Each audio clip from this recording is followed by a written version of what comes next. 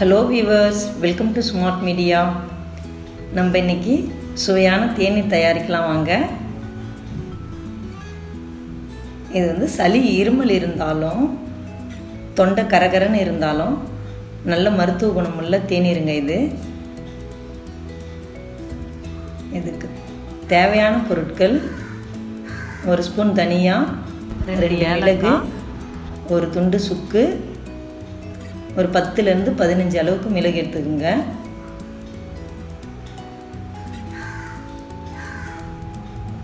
இது எல்லாத்தையும் நம்ம உரலில் போட்டு நல்லா பொடி பண்ணி எடுத்துக்கலாம்.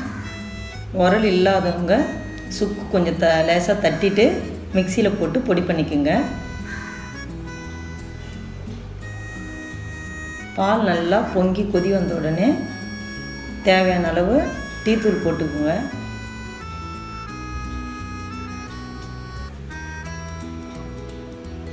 நம்ம பொடி பண்ணி வச்சோம் இல்லைங்களா, அந்த பொடியை இதில் கலந்து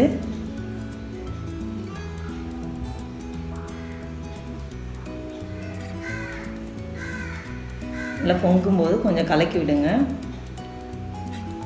1 நிமிஷம் வரலாம் இது நல்லா சிம்மிலே கொதிக்கட்டும்.